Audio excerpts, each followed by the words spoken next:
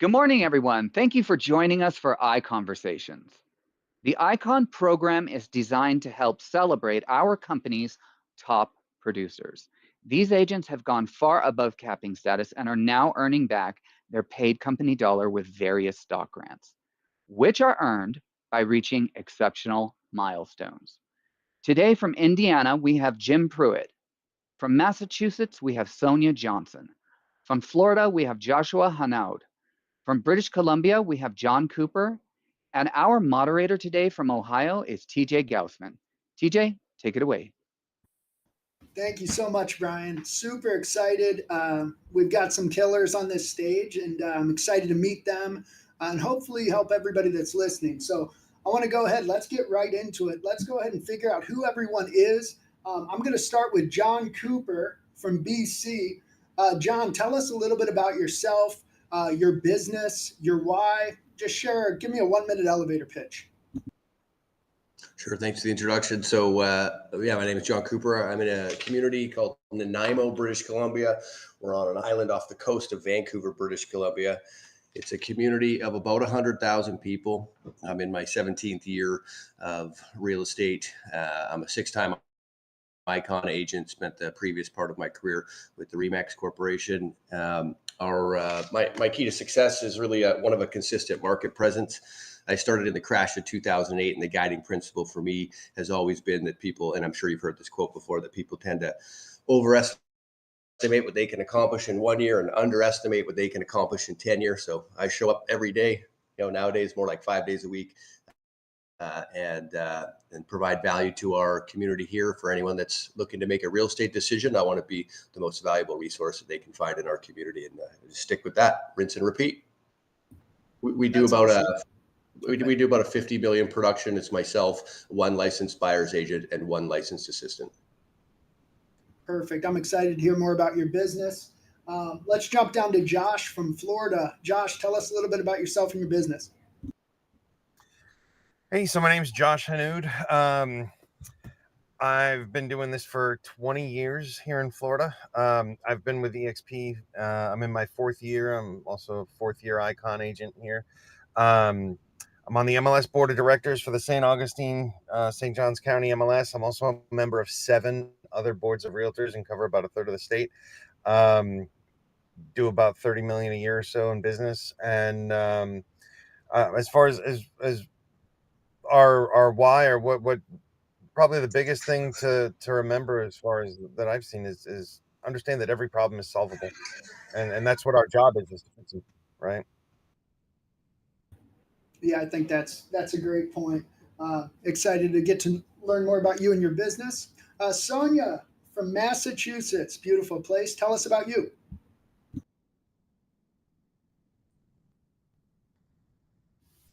Hi there, Sonia Johnson. I live and practice just north of Boston on the coast, have been in the business for 25 years, with EXP for going on my 6th year. I've ICON'd every year, and I'm also licensed in Florida on the Southwest coast the last 4 or 5 years. That's awesome. And do you have a team, or are you an individual agent? I'm a single agent, and I think I don't really track my income. I'm one of those strange ones, but I think it's around 20 million roughly on average, plus or minus, depending on the year. That's awesome. I'm excited to get to know you better. And lastly, but not leastly, Jim, tell us about you.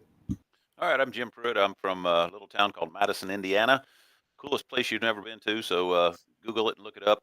We have 133 blocks on the National Register of Historic Places. So we're right on the Ohio River, right between Louisville, Kentucky, and Cincinnati, Ohio. Town's about 13,000 people. The county is about 30,000, so we're a small community. I've been in business since 1992. Started with EXP about 7 years ago. ICON'd all 7 years. I have a small team. Myself, I have 2 agents on my team, 2.5 admin, 2 full-time, 1 part-time. We did about 24 million last year here in the little community, which was about 16% market share. That's awesome. Hey, your mic is a little bit iffy. Just a heads up if there's anything you can do. Is that better? Is that better? Yeah, a lot Okay. better.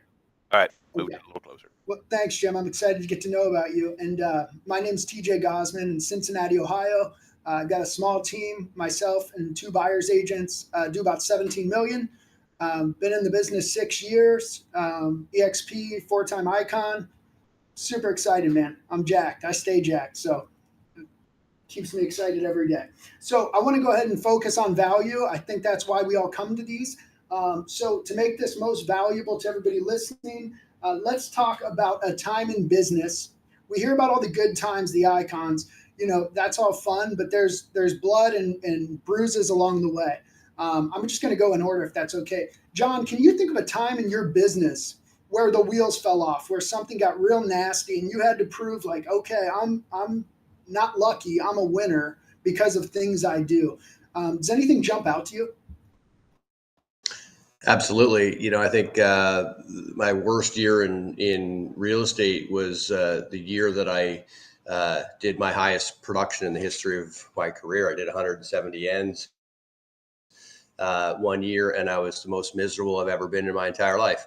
And it forced me to redefine what success means for me, finally establish boundaries after 7 years of a boundaryless career. And once I started down that path, I was able to recalibrate, find homeostasis in my life and in my business. And it was a very challenging time. It's easy to let this business take over your life. If you let others define success for you, you get caught up in trying to win the ranking wars. It can destroy your life really quickly. And it almost did for me. So what does success look like today?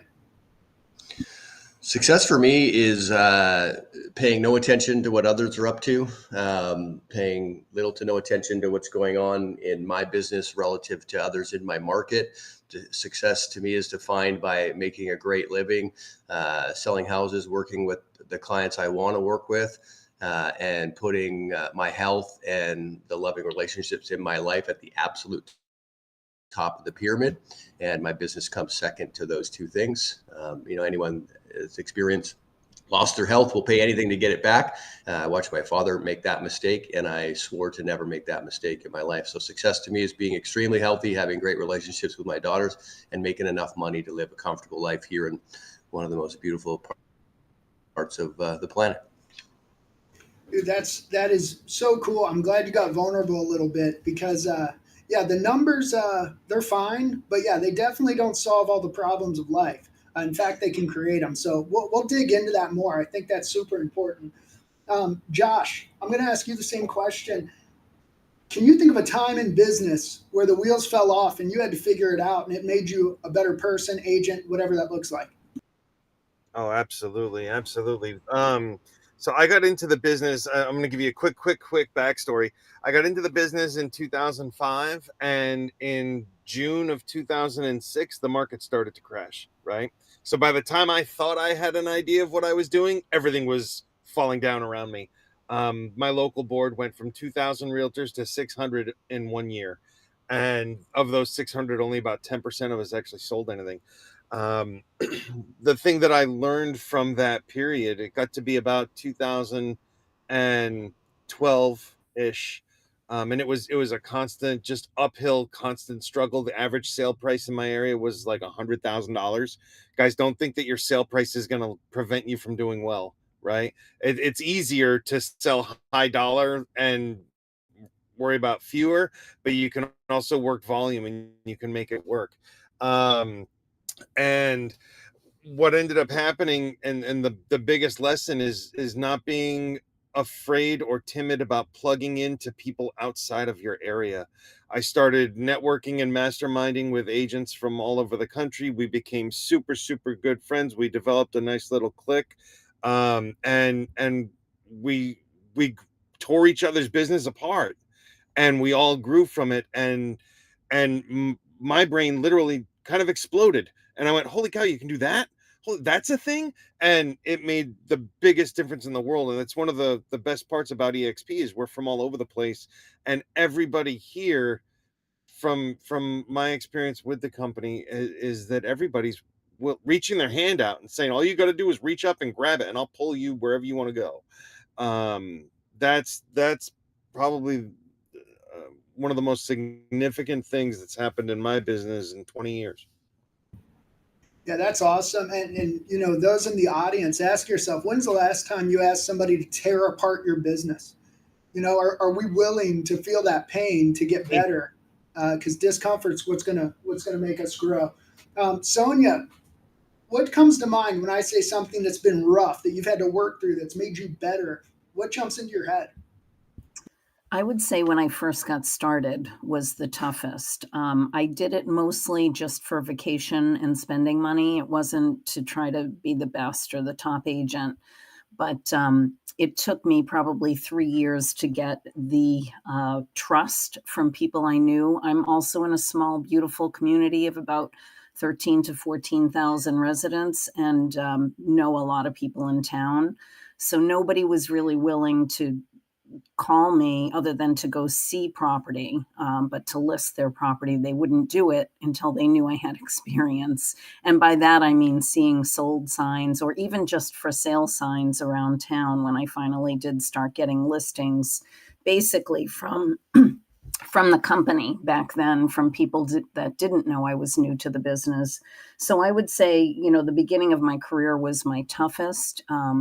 But I did a lot of free work for a lot of people, and all of that has continued to help me today get business over and over from referrals and past clients. And what pushed you to keep pushing? Like, was there something that was like, I know I'm capable of being who I want to be? Like, what was your driver there?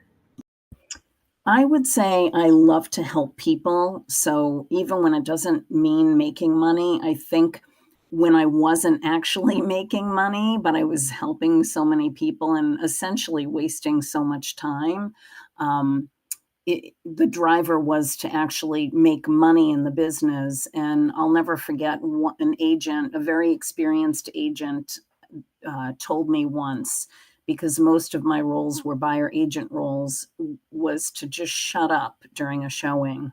Don't try to prove value by talking, you know, on the showing. Let the buyer look at the property and let them have questions about the property rather than me trying to feel like I was adding value. And that was probably one of the biggest first lessons I learned in the business, was to just shut up and listen. And if they had questions, then, you know, you show what you know or help answer their questions. That is such an important lesson, and so many of us, you know, whoever talks the most, right, is the one that likes the conversation the most. So if we're talking more than our clients, probably not a great sign. Um, Thanks so much, Sonia. Jim, I've been to Madison, Indiana. I'm a Cincinnati guy. It's awesome, and you're the king of Madison. So tell us, in your business, you know, 7-time icon. You've been doing this a long time. What's a hiccup that comes to mind? Something that really crushed you that you had to build from? Well, as everybody that was in the business in 2008, 2009, I had a Remax franchise bought in '99, came up for renewal in 2009. Just been through the 2008 crunch, and I did not renew my franchise at that point. Merged in with a local company here, and that made me check my ego. As John said a little bit ago, don't listen to any of the noise around you. A lot of it's just noise, and so you can get caught up in a lot of things that would distract you or so forth. And so at that point, I merged in, stayed there about 7 years. Got the call from one of my good buddies, and of course, you know him, Andrew Gaydosh, in the Dayton area market. And he sent me a video and said, "Hey, what do you think about this?" And I signed up pretty soon after I got the video. But 2008 was pretty brutal. Taught you a lot about yourself and what you could do and how you could overcome, you know, the loss of income, which was pretty great. And you know, you kind of realize what's important, and you know, you just put your head down and go to work. So that's what I reflect back to that time, and you know, I carry a stone in my pocket that says gratitude on it that I got from a listing I was at one time. Lady gave me it, and I carry it every day. Things get tough, or if there's a problem or whatever, just a prop, you know, with a deal. It's like, you know, you touch that stone. I got a lot to be thankful for. There's a lot of gratitude. So there's just you don't let the business rule you. The business is a business. It's not your life. A lot of people have, my coaching 168 hours in a week. You have to divide those up, some for work and some for family. Yeah, that's awesome. Yeah, gratitude is such a key tenet of a happy life. And I'm going to share a little bit too, if that's all right. I didn't get licensed until 2017, and I came into the business 2 years removed from just a raging drug and alcohol problem, disastrous life. I was a loser's loser, no work ethic, and that pain made everything so easy. And it's one of the biggest things I'm grateful for is that life isn't fair, and that I really went through hell because, like, cold calls. I don't get scared of things because, like, I felt pain, right? And in 2019 I was 2 years licensed, and my daughter was born at 1.5 pounds, and the biggest advantage there was I never leaned on anyone. I was a do-it-yourself guy. I could figure it out, and God kind of smiled on that one, and He said, "Dude, you gotta lean in, and you're gonna have to get help, and you're gonna have to trust people to do things for you." And during those 14 weeks in the NICU, it was such an awesome opportunity because I got to see how many people cared, and if I just got out of the way, how much help was available. So extremely grateful for those tough times because, frankly, they make everything so much sweeter after the fact. So thanks for everybody for sharing. So next thought that I think is important, because there's a lot of debate about it, is business coaching or mentorship, right? This doesn't have to be paid, and you don't have to be wealthy or successful financially to do it. But what are your thoughts, John? Are you a guy that's big on coaching, mentorship? What's your experience and thoughts on that? Yeah, I've had a lot of experience with hired coaching and mentorship, both good and bad. I think it's really about finding a good fit. It really clicked for me, quite honestly. The best experience I had was when I met a local business coach in my community who was actually outside of the industry. I kind of I like to think I run my business to the beat of my own drum, and I found a lot of the industry coaches were trying to fit me into a mold that just didn't fit. And so there was a lot of resistance in those relationships. When I found an out of industry coach who really just was able to take a more holistic look to our marketing plan and the things that were holding my business back, it really started to click. And we've since formed a really personal relationship and friendship. And I'm not as I do most of my just coach myself now and coach my team, but a huge part of my success was connecting with a coach that clicked, and it was profoundly impactful. Yeah, that's my same experience. Profoundly impactful is a nice way to put it. Josh, what are your thoughts on business coaching, mentorship? Is it something that you find important in your business? Don't even think twice about it. Do it as soon as you possibly can. You don't realize that you can't afford not to. So I went my first 10 years as a realtor without a coach, and it was a struggle, and it was hard, and it was way more painful than it should have been, and my ego was in the way. And when people that knew better than me tried to tell me what I should be doing, I completely shut down, and I was like, no, that's not how I want to do this, et cetera, et cetera, et cetera. And the reality is, if I had just, like Sonia said, shut up and listened, I would have had a much easier time my first 10 years in this business. Another great example, I was a musician since the time I was a little kid. I got really, really lucky and had an amazing bass teacher. And by the time I was 15 years old, I was playing at clubs in Providence, Rhode Island with some of the best jazz musicians in the world. That would have never happened if I did not have the right teacher. Take your time, find someone that you click with, that knows what they're doing, that has had the success that you're looking to have, and then just put your head down and do what they tell you. Even if it's not 100% a fit for you, you will learn a million times faster, and you'll get where you want to go from every coach you'll have.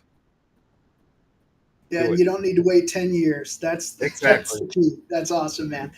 Sonia, do you have a business coach? Thoughts on coaching?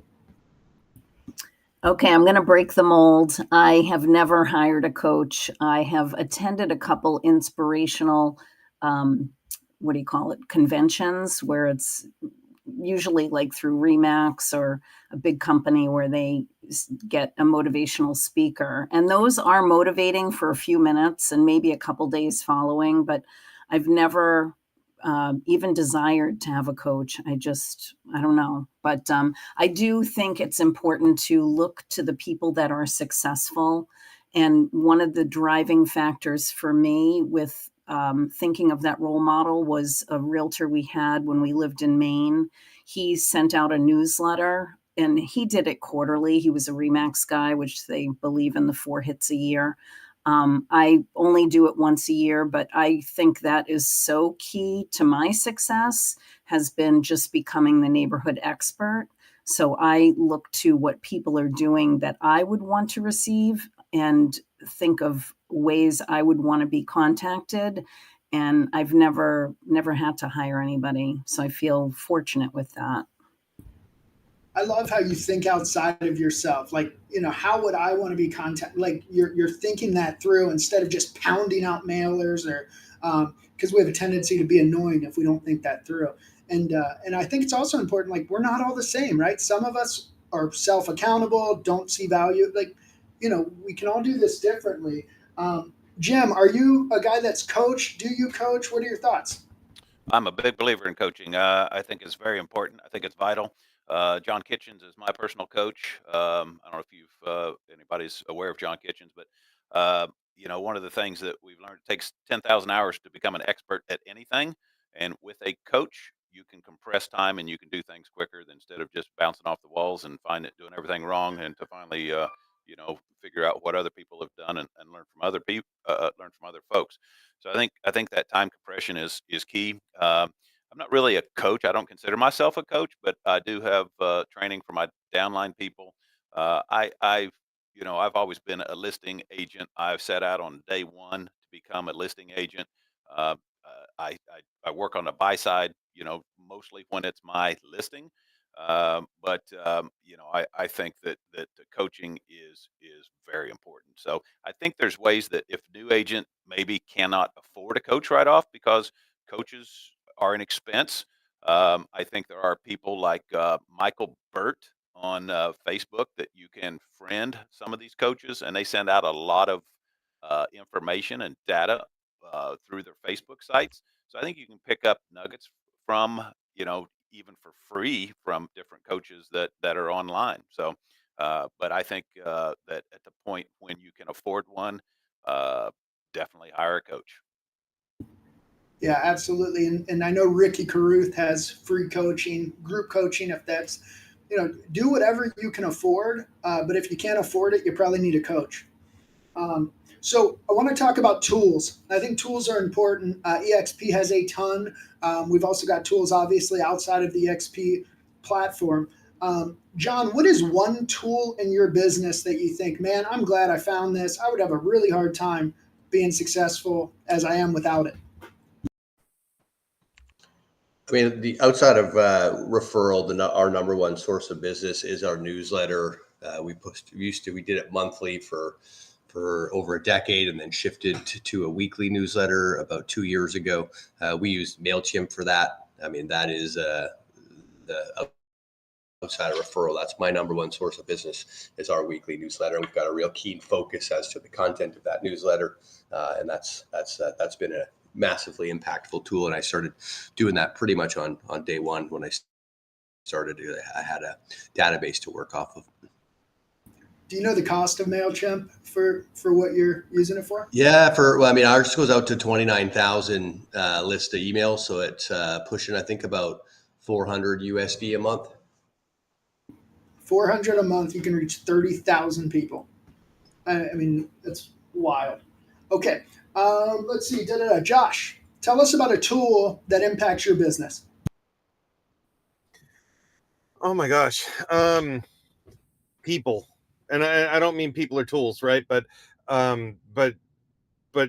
finding the best people that you can to work with, and it goes back to coaching, it goes back to everything. Like I've got a PPC manager out of Vegas who every time we get on the phone, he is a coach. I've got my wife that works with me and our admin Amanda, and they allow us to do everything and free me up to do the stuff that makes sense for me, and they handle a lot of the stuff in the background that'll allows me to have a clear head and actually run a good business. I would say the most valuable thing you could ever invest in is people. Yeah, that's wonderful. Sonia, is there any tools that you're using that really are standing out right now that are helping your business?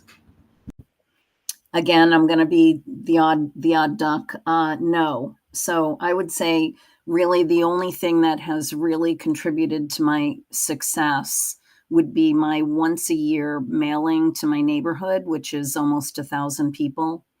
But other than that, just being in a small town and really, keeping a good reputation has me just never having to pay for leads or referrals. So I feel very fortunate about that. And that's a process. You can become the mayor of your market, right? And that's sounds like what you've done. So with those mailers, are those postcards or those letters? What does that look like? So I started them probably like 22 years ago, and it started out with handwritten envelopes and they were stamped. I always put a return address, but it's very vague, so they don't know that it's coming from a realtor per se. And then I put inside the sales for the past year, along with one value added paragraph and one of those tacky calendar magnets with my business card on it. And believe it or not, I have some people fill out the little form inside that. So they're, insured to get one the following year. They actually like those things. Some.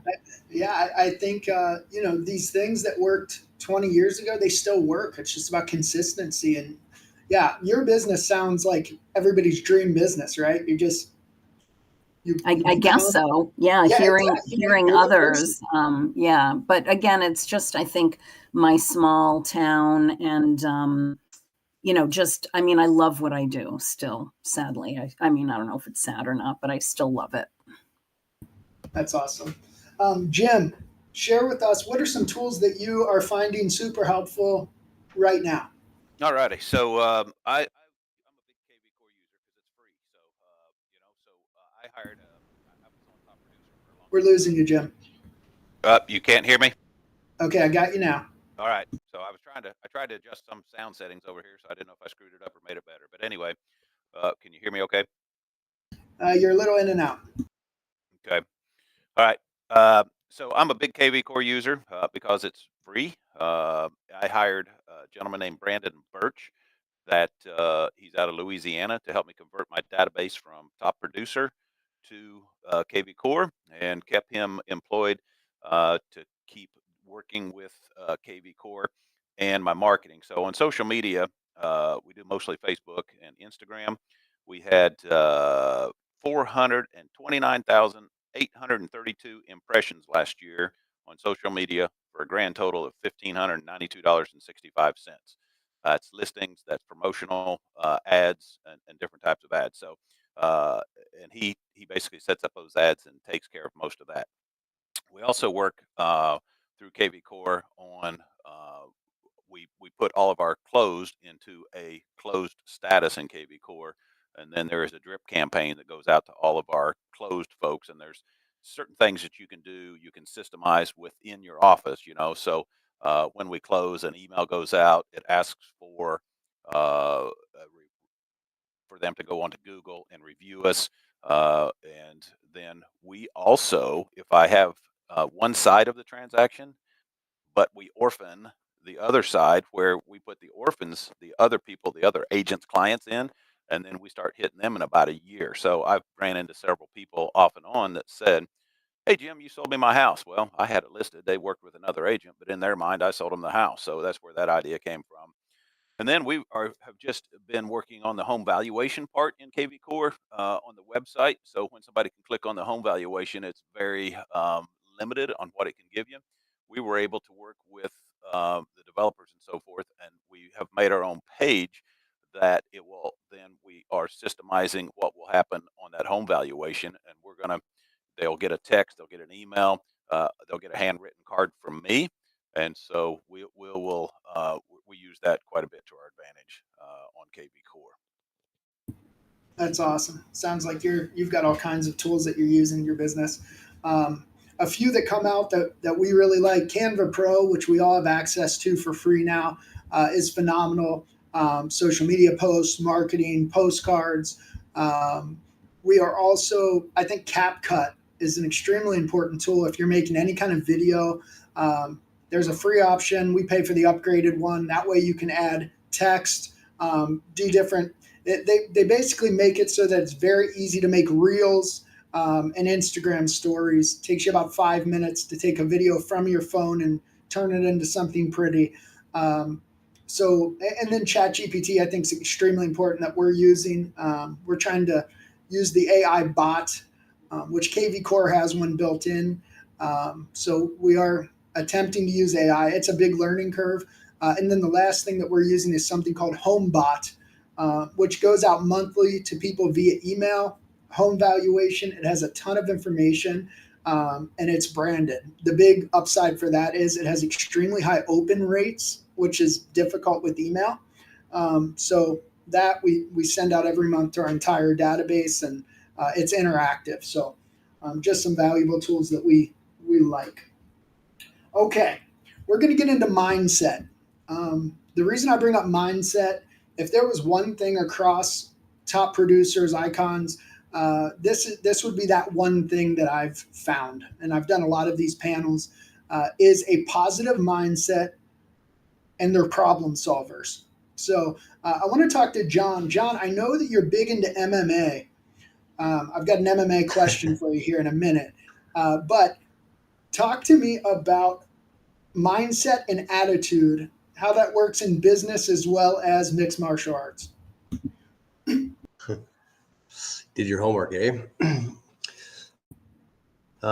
You know what? That's funny that you sort of relate those two, because that's really one of the greatest successes that I've had is the mindset just around. I have another quote that I love. I love my quotes, but one of them is pain is inevitable and suffering's optional. And I think everything in life is hard. You just gotta choose your hard, pick your battles. And not be afraid to get your hands dirty. One of the biggest observations that I've had when I started in 2008, real estate, at least in Canada, was not a really very cool career. It's since become a very popular career with all the reality shows and all that, and a lot of new entrants into the business. And I think they sort of overlook the fact that success comes from working really hard for a really long time and saying yes to things that you often want to say no to over and over and over again. Not unlike success in mixed martial arts is signing up to have someone try to knock your head off and choke you out for 45 minutes 4 to 6 days a week, and inevitably there's a lot of fun and happiness on the other side of the hard work. So just being comfortable with being uncomfortable and consistently signing up to do hard things, and success is generally on the other side of that. That's awesome. Real quick, who's the GOAT? Are we Bones, Mighty Mouse, or GSP? You know what? Those are three great options you've given me there. I think you know where I'm going to say, because I'm going to have to go with our boy GSP, because, of course, he's a fellow Canadian. But I'd probably go in that order: GSP, Mighty Mouse, and John Jones. Those are probably my top three in the order I just outlined. Can't argue with that list. There's no wrong answer. So, Josh, talk to me about mindset. What gets you up every day? You've been doing this a long time. Like, how do you stay positive? What are you doing to keep your mindset right? Man, I just love what I do. I come at this from the perspective of kind of a teacher, right? And I was never an official teacher, but I've always kind of been a teacher and have that kind of mindset. I think everything that John just said is stuff that people need to embrace, in particular newer agents. The idea that there is no short-term instant gratification in this business or in anything that's worth anything anyway. Um, However long you think it should take for you to feel successful, quadruple it and get used to that idea, or you're going to be constantly disappointed. You need to remember the work that you do today is your income 4 months from now, not next month, not next week.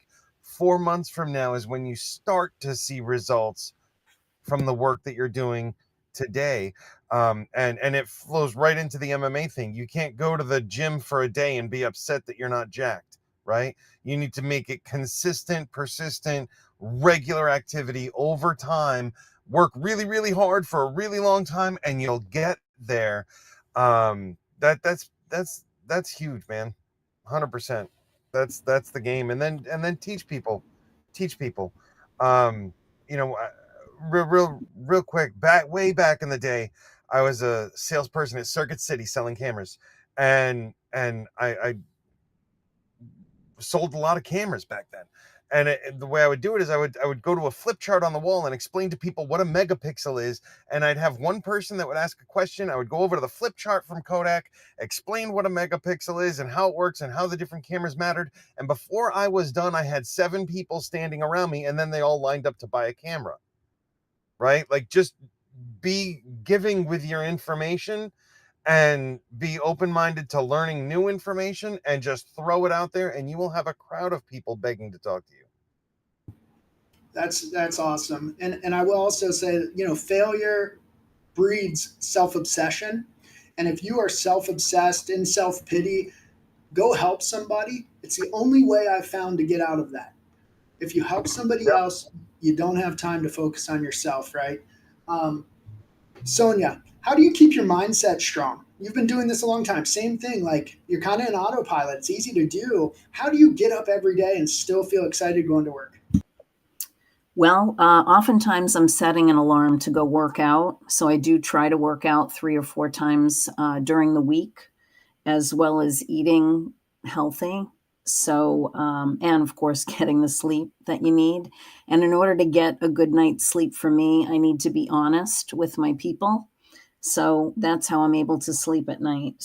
And I've always been pretty positive person. I would say I'm always glasses half full. So whenever there's a negative, I twist it into a positive the best that I can. So I think that's really it for me. Yeah, I mean, training your mind to find the positive and the negative is a good life goal. Jim, you're a positive dude. How do you stay there? You've been doing this forever. Talk to us. Yeah, well, I'm a goal-oriented guy. I work from list well, so I have to make a list and work from it. But I've developed a spreadsheet that it's several pages long, but we have 2 main pages, and we keep everybody. We put it on OneDrive, and everybody in the office has access to it. So the first page is basically like a digital whiteboard of all the deals we have working, accepted offer date, inspection deadline, contract close date, title companies, and all of that, total price, and so forth. It keeps track of everything we have pending, but then it goes to our goal sheet. And so the goal sheet is really what kind of keeps me motivated. I know that right now, like you were saying a minute ago, things that we do 3 or 4 months ago is what we're going to make money from today. But on my goal sheet, we have how much we need to sell weekly, and then it bar graphs it. So right now, I should be to sell $26 million this year for our team. We should have 1.5 million closed. Well, we're not quite there yet. We started out a little slow, but I forecast the 4 weeks with everything that we have. And so right now on the projection on 4 weeks, it says that we should be at the projected. We have 13% of the year is already gone, and we're still in January. So that's what I look at, is like, oh my gosh, in 4 weeks, 13% of the year is gone, and where am I toward my projected goal? So at 4 weeks from now, we should be at 3.5 million, and if everything closes, we should be about 3.2 million, 3.25 to get that close. So it's goal oriented. It's like, okay, I got to get up. I've got a goal. I've got to, whatever it is, whatever analogy you want to use. but that's what keeps me on track. Yeah, that's awesome, and it's so important to know your numbers and what you plan to do. 13% of the year is gone is a little wild. Makes me need to lead generate after we get off this call. So I was going to roll into goals next anyway. Motivation and goals. So talk to me. I'll just stick with Jim since he was talking about goals. Talk to me about your process of creating your goal, and then how do you stay on top of that? You just talked about it a little bit, but what are the check-ins? Do you adjust your goals? Talk to me a little bit about that. Yeah, so we kind of talk about it as a team. We talk up to the agents about what their personal goals are, kind of reverse engineer it of where we want to be. But the sales are great. If we do 100, 130 transactions a year, that's great. If we sell 24, 26 million dollars a year, that's great. But it's all about the income. And what we started tracking was our closed commissions based on the listing side and the buy side. So I think that it's the money that we're all here. We're trading time for dollars, and what's our freedom numbers, and how do we become where we're not trading time for dollars every day. But we look at our listing percentages, and so we started last August when this new rule that everybody. I personally love the new rule. I like the buyer agency agreement. I don't know what everybody else thinks about it, uh, but I love it. I no longer do I have a listing agent that has no value other than to reduce their commission, setting my commission for me. Um, there again, I know we could have used these buyer agency agreements all along. Some people have, but I believe until it was forced, a lot of us didn't.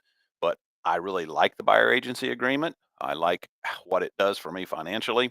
We have tracked, we have a goal. We're trying to get our listing commission up, maybe like 3.1, 3.2% by commission. If we could get that real close to three, I think that that's where the money will start coming from.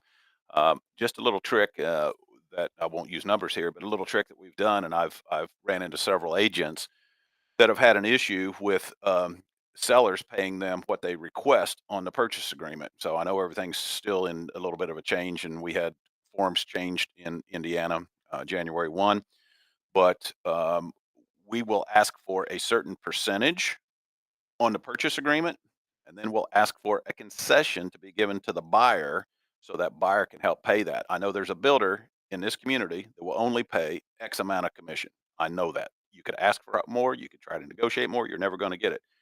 Ask for the commission that he's willing to pay you, ask for a concession to be paid to the buyer for the rest of it, and then the buyer can pay you that difference. So that's one of the things that we've been tracking here lately since August of last year, and we have our goals set on that also. Yeah, that's a good little tip and trick, right? It's just another settlement cost, and if you treat it that way, it's not as scary. Um, John, you had mentioned earlier that you did 170 sides, you were miserable. What does goal setting look like now? Because I'm guessing it's not straight units. Yeah. I mean, so again, I mentioned I have a small team, myself, a buyer specialist and a licensed operations manager. We follow, I'm sure you're not the first time you've heard of it. We follow the traction model, EOS as our annual planning, and my operations manager runs our weekly huddle.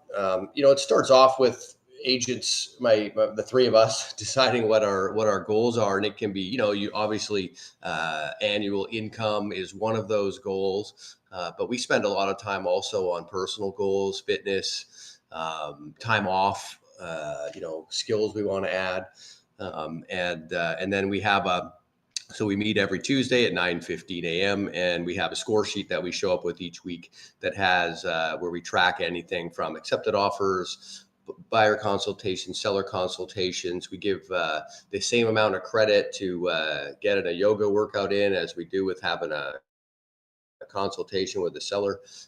So we have a bunch of items on there that kind of speak to what we want to see, a more balanced approach to what success, allowing the three of us to define success for ourselves. And, but, as we all know, like it was already stated, income's a big part of that and tracking where we're at. But I let my agents kind of decide that for themselves.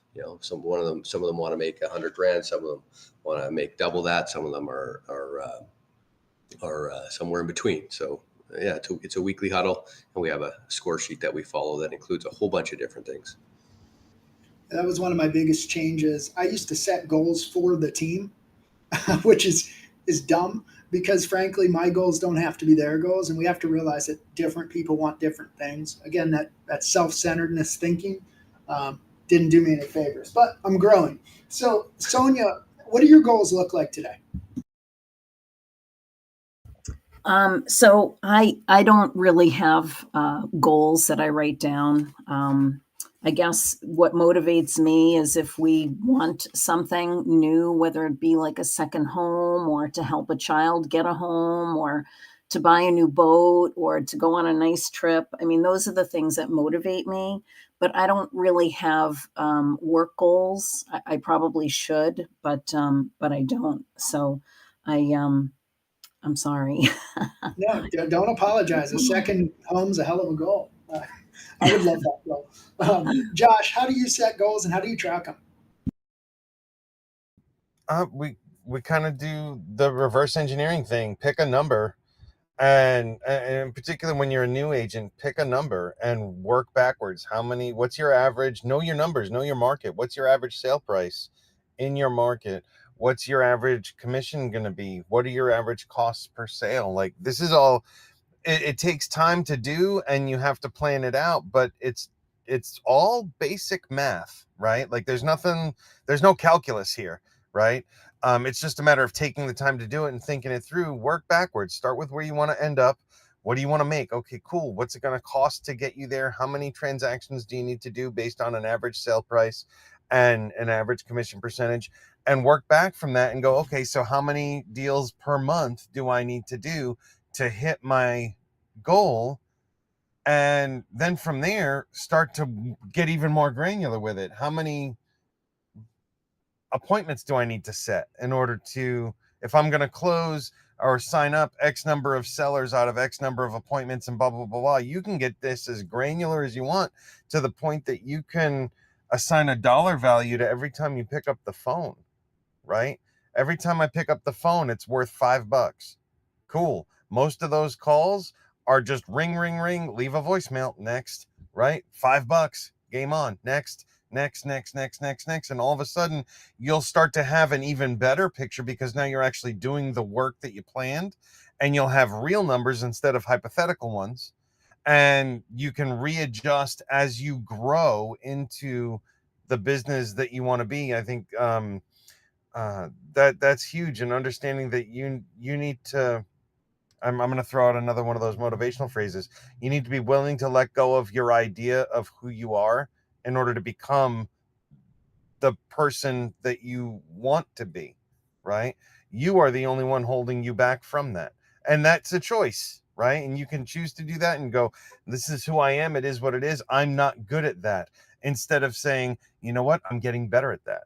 Right. And figure it out. But that's how we do it, is we work backwards from the end goal and then figure out budgeting and everything else to see what it takes to get us there. And don't stop, don't give up, don't slack on it, right? Keep your motivation in front of you. What's your reason for doing this? Well, so my family's not broke. Awesome, go get it. you know Rock and roll. Yeah. Yeah, that reason behind it is so important. Okay, guys, we have about a minute and a half left, so we're going to do one more lightning round, and then we're going to say our goodbyes and our thank yous. So we're here. We're sitting in front of maybe new agents, maybe agents that have been doing this for a year and just haven't found their footing. Let's give them one thing that you would suggest to start doing today, and you will make money because of it. John, what would you say to an agent? I don't know what to do. The most basic advice I give any agents is you got the first thing, and this is true to fitness as well. You have to solve for consistency. Solve for consistency until you've solved the consistency problem. Nothing else matters. And so, solve for consistency. I find, agents booking personal appointments in the middle of the day. They're starting their day at 11 a.m. They're wrapping up their day at 2 p.m. They're taking holidays in March and all the things that don't lead to success. Solve for consistency. Treat it like a real job. Show up at work a full day, at least 5 days a week. Solve for consistency. Once you've solved that, then come talk to me. All right, Jim, what would you tell an agent? I need to get back into it. What do I do? Best advice I had from a closing attorney when I got into business was show up every day and do something. Lately, it's be a slave to your calendar. Everybody has a cell phone in their pocket. Take it out. That's your sphere of influence. Start with your sphere of influence. Contact them repeatedly. And then the last thing would be there are lots and lots and lots of free online sites like Realtor.com, Zillow, Homes.com. Make sure you have a profile set up on there. And then use an email that's not Google or Yahoo. I know the president of CEO of Coca-Cola doesn't use a Google email address. I can guarantee you that. That's fair. Sonia, what would you tell a new agent or an agent coming back? Hey, I don't know what to do. Do this. I would say, definitely let everyone know that you're a realtor. And then I would tour every property possible, whether it be through broker open houses, or in our area, those are not popular. So I, to this day, will still tour on Saturdays or Sundays the inventory in my town specifically, just to know everything in my town. It's hard to know everywhere. And inevitably, I'll run into somebody at the coffee shop or the grocery store, and they'll be like, "Oh my gosh, do you know anything about this house on Main Street?"